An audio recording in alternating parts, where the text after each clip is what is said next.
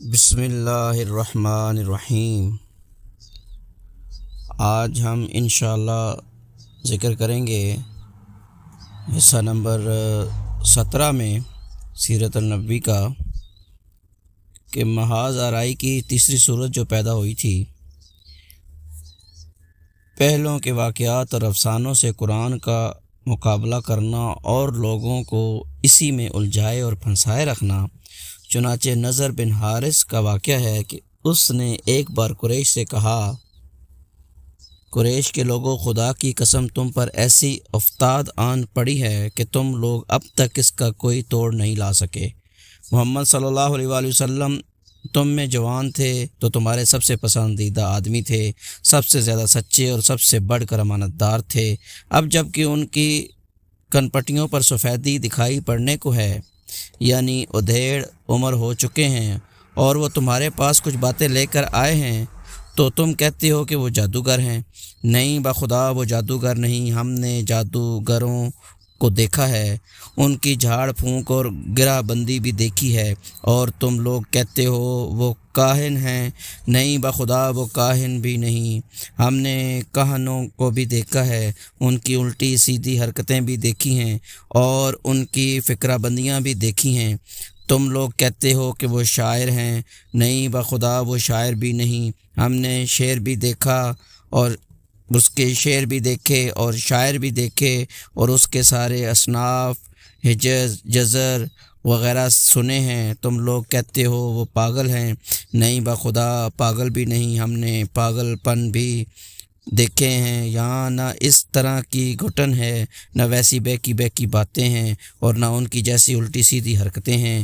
قریش کے لوگوں سوچو، خدا کی قسم تم پر زبردست افتاد آن پڑی ہے۔ اس کے بعد نضر بن حارث حیرا گیا، وہاں بادشاہوں کے واقعات اور رسم و استفیار کے قصے سیکھے۔ پھر واپس آیا تو جب رسول اللہ صلی اللہ علیہ وآلہ وسلم کسی جگہ بیٹھ کر اللہ کی باتیں کرتے اور اس کی گرفت سے لوگوں کو ڈراتے تو آپ کے بعد یہ شخص وہاں پہنچ جاتا اور کہتا کہ بخدا محمد صلی اللہ علیہ وآلہ وسلم کی باتیں مجھ سے بہتر نہیں۔ اس کے بعد وہ فارس کے بادشاہوں اور رفس و اسفندیار کے قصے سناتا، پھر کہتا آخر کس بنا پر محمد صلی اللہ علیہ وآلہ وسلم کی بات مجھ سے بہتر ہے۔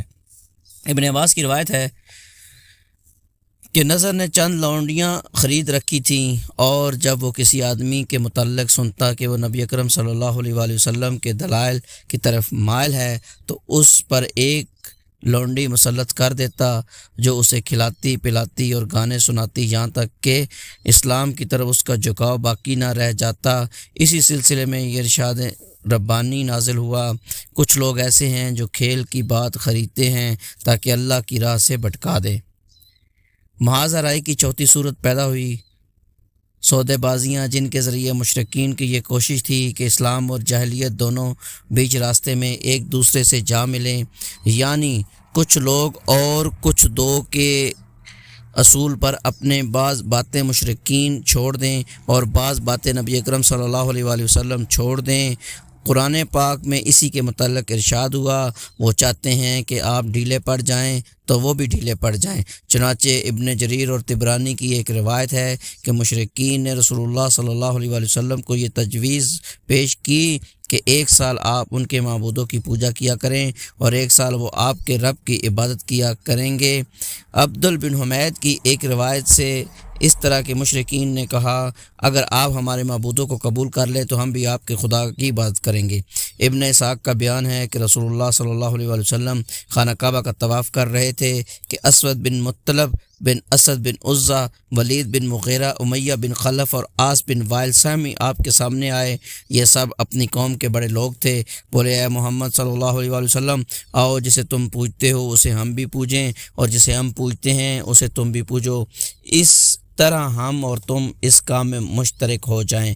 اب اگر تمہارا معبود ہمارے معبود سے بہتر ہے تو ہم میں سے اپنا حصہ حاصل کر چکے ہوں گے، اور اگر ہمارا معبود تمہارے معبود سے بہتر ہوا تو تم اس سے اپنا حصہ حاصل کر چکے ہوگے۔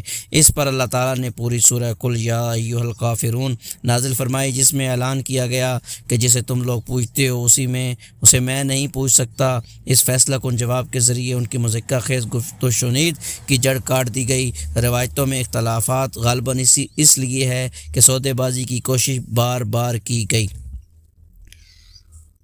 سنہ 4 نبوت میں جب پہلی بار اسلامی دعوت منظر عام پر آئی تو مشرکین نے اسے دبانے کے لیے وہ کارروائیاں انجام دیں جن کا ذکر اوپر گزر چکا ہے۔ یہ کارروائیاں تھوڑی تھوڑی اور درجہ بدرجہ عمل میں لائی گئیں اور ہفتوں بلکہ مہینوں مشرکین نے اس سے آگے قدم نہیں بڑھایا اور ظلم و زیادتی شروع نہیں کی، لیکن جب دیکھا کہ یہ کارروائیاں اسلامی دعوت کی راہ روکنے میں مؤثر ثابت نہیں ہو رہی ہیں تو ایک بار پھر جمع ہوئے اور 25 سرداران قریش کی ایک کمیٹی تشکیل دی جس کا سربراہ رسول اللہ صلی اللہ علیہ وآلہ وسلم کا چچا ابو لہب تھا۔ اس کمیٹی نے باہمی مشورے اور غور و خوض کے بعد رسول اللہ صلی اللہ علیہ وآلہ وسلم اور صحابہ کرام اجمعین کے خلاف ایک فیصلہ کن قرارداد منظور کی، یعنی یہ طے کیا کہ اسلام کی مخالفت، پیغمبر اسلام کے اظہار ثانی اور اسلام لانے والوں کو طرح طرح کے جو ظلم و ستم تشدد کا نشانہ بنانے میں کوئی کسر نہ اٹھا رکھی جائے۔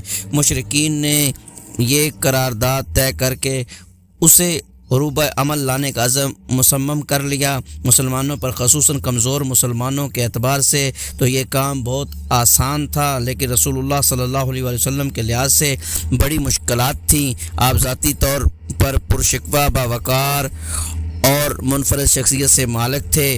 دوست دشمن سبھی آپ کو تعظیم کی نظر سے دیکھتے تھے۔ آپ جیسی شخصیت کا سامنا اکرام و احترام ہی سے کیا جا سکتا تھا اور آپ کے خلاف کسی نیچ اور ذلیل حرکت کی جرت کوئی رذیل اور احمق ہی کر سکتا تھا۔ اسی ذاتی عظمت کے علاوہ آپ کو ابو طالب کی حمایت و حفاظت بھی حاصل تھی اور ابو طالب مکے کی ان گنے چنے لوگوں میں سے تھے جو اپنی ذاتی اور اجتماعی دونوں حیثیتوں سے اتنے باعظمت تھے کہ کوئی شخص ان کا عہد توڑنے اور ان کے خانوادے پر ہاتھ ڈالنے کی جسارت نہیں رکھ سکتا تھا۔ اس صورتحال نے قریش کو سخت قلق، پریشانی اور کشمکش سے دوچار کر رکھا تھا، مگر سوال یہ ہے کہ جو دعوت ان کے مذہبی پیشوائی اور دنیاوی سربراہی کی جڑ کاٹ دینا چاہتی تھی، آخر اس پر اتنا لمبا صبر کب تک؟ بالآخر مشرکین نے ابو لہب کی سربراہی میں نبی اکرم صلی اللہ علیہ وسلم پر ظلم و جبر کا آغاز کر دیا۔ در حقیقت نبی اکرم صلی اللہ علیہ وسلم کے متعلق ابو لہب کا موقف روز اول ہی سے، جبکہ اب بھی قریش نے اس طرح کی بات سوچی بھی نہ تھی، یہی تھا۔ اس نے بنی ہاشم کے مجلس میں جو کچھ کیا، پھر کوئی صفحہ پر جو حرکت کی، اس کا ذکر پچھلے صفحات میں آ چکا ہے۔ بعض روایت میں یہ بھی مذکور ہے کہ اس نے کوئی صفحہ پر نبی اکرم صلی اللہ علیہ وسلم کو مارنے کے لیے ایک پتھر بھی اٹھایا تھا۔ بعثت سے پہلے ابو لہب نے اپنے 2 بیٹوں عتبہ اور عتیبہ کی شادی نبی اکرم صلی اللہ علیہ وسلم کی صاحبزادیوں رقیہ اور ام کلثوم سے کی تھی، لیکن بعثت کے بعد اس نے نہایت سختی اور درستی سے ان دونوں کو طلاق دلوا دی۔ اسی طرح جب نبی اکرم صلی اللہ علیہ وسلم کے دوسرے صاحبزادے عبداللہ کا انتقال ہوا تو ابو لہب اس قدر خوشی ہوئی کہ وہ دوڑتا ہوا اپنے رفقائے کے پاس پہنچا اور انہیں یہ خوشخبری سنائی کہ محمد صلی اللہ علیہ وسلم اب تر نسل بریدہ ہو گئے ہیں۔ ہم یہ بھی ذکر کر چکے ہیں کہ ایام حج میں ابو لہب نے نبی اکرم صلی اللہ علیہ وسلم کی تکذیب کے لیے بازاروں اور اجتماعات میں آپ صلی اللہ علیہ وسلم کے پیچھے پیچھے لگا رہتا تھا۔ طارق بن عبداللہ محاربی کی روایت سے معلوم ہوتا ہے کہ یہ شخص صرف تکذیب ہی پر بس نہیں کرتا تھا بلکہ پتھر بھی مارتا رہتا تھا، جس سے آپ صلی اللہ علیہ وسلم کی ایڑیاں خون آلود ہو جاتی تھیں۔ ابو لہب کی بیوی ام جمیل، جس کا نام عروہ تھا اور جو حرب بن امیہ کی بیٹی اور ابو سفیان کی بہن تھی، وہ بھی نبی اکرم صلی اللہ علیہ وسلم کی عداوت میں اپنے شوہر سے پیچھے نہ تھی، چنانچہ وہ نبی اکرم صلی اللہ علیہ وسلم کے راستے میں اور دروازے پر رات کو کانٹے ڈال دیا کرتی تھی۔ خاصی بد زبان اور مفسدہ پرداز بھی تھی، چنانچہ نبی اکرم صلی اللہ علیہ وسلم کے خلاف بد زبانی کرنا، لمبی چوڑی وسیسہ کاری اور افطرا پرزاری سے کام لینا، فتنے کی آگ بھڑکانا اور خوفناک جنگ بپا رکھنا اس کا شیوا تھا۔ اسی لیے قرآن نے اس کو حمالۃ الحطب، لکڑی ڈھونے والی کا لقب عطا کیا۔ جب اسے معلوم ہوا کہ اس کی اور اس کے شوہر کی مذمت میں قرآن نازل ہوا ہے تو وہ رسول اللہ صلی اللہ علیہ وسلم کو تلاش کرتی ہوئی آئی۔ آپ خانہ کعبہ کے پاس مسجد حرام میں تشریف فرما تھے، ابو بکر صدیق رضی اللہ تعالیٰ عنہ بھی ہمراہ تھے۔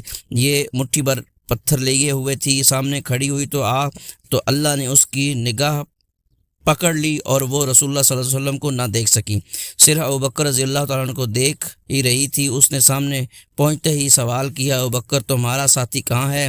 مجھے معلوم ہوا ہے کہ وہ میری ہجو کرتا ہے، بخدا اگر میں اسے پا گئی تو اس کے منہ پر پتھر دے ماروں گی۔ دیکھو خدا کی قسم میں بھی شاعرہ ہوں۔ ابھی اس نے یہ شعر سنایا، ہم نے مذمم کی نافرمانی کی، اس کے امر کو تسلیم نہ کیا اور اس کے دین کو نفرت اور حقارت سے چھوڑ دیا۔ اس کے بعد واپس چلی گئی۔ ابوبکر صدیق رضی اللہ تعالیٰ نے کہا، یا رسول اللہ صلی اللہ علیہ وسلم، کیا اس نے آپ صلی اللہ علیہ وآلہ وسلم کو دیکھا نہیں؟ آپ نے فرمایا، نہیں، اس نے مجھے نہیں دیکھا، اللہ نے اس کی نگاہ پکڑ لی تھی۔ ابوبکر بزار نے بھی یہ واقعہ روایت کیا ہے۔ اس میں اتنا مزید اضافہ ہے کہ جب وہ ابوبکر رضی اللہ تعالیٰ عنہ کے پاس کھڑی ہوئی تھی تو اس نے یہ بھی کہا، ابوبکر تمہارے ساتھی نے ہماری ہجو کی ہے۔ ابوبکر صدیق رضی اللہ عنہ نے کہا، نہیں، اس عمارت کے رب کی قسم، نہ وہ شعر کہتے ہیں نہ اسے زبان پر لاتے ہیں۔ اس نے کہا، تم سچ کہتے ہو۔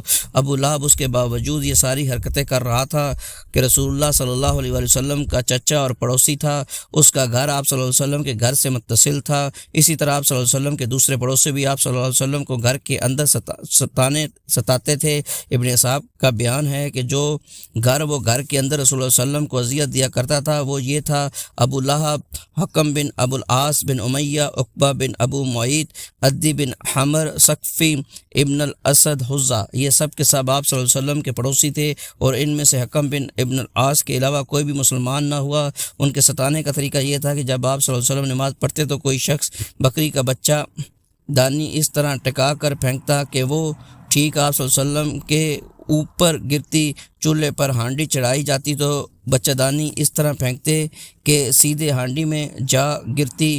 آپ صلی اللہ علیہ وسلم نے مجبور ہو کر ایک گھروندہ بنا لیا تاکہ نماز پڑھتے ان سے بچ سکیں۔ بہرحال آپ صلی اللہ علیہ وسلم پر یہ گندگی پھینکی جاتی تو آپ صلی اللہ علیہ وسلم اسے لکڑی پر لے کر نکلتے اور دروازے پر کھڑے ہو کر فرماتے، اے بنی عبد مناف، یہ کیسی ہمسائیگی ہے؟ پھر اسے راستے میں ڈال دیتے۔ عقبہ بن ابو معیط اپنی بدبختی اور خباثت میں اور بڑا ہوا تھا، چنانچہ صحیح بخاری میں حضرت عبداللہ بن مسعود رضی اللہ عنہ سے مروی ہے کہ نبی اکرم صلی اللہ علیہ وسلم بیت اللہ کے پاس نماز پڑھ رہے تھے اور ابو جہل اور اس کے کچھ رفقا بیٹھے ہوئے تھے کہ اتنے میں بعض نے بعض سے کہا، کون ہے جو بنی فلاں کی اونٹ کی اوجری لائے اور جب محمد صلی اللہ علیہ وسلم سجدہ کریں تو ان کے پیٹھ پر ڈال دیں؟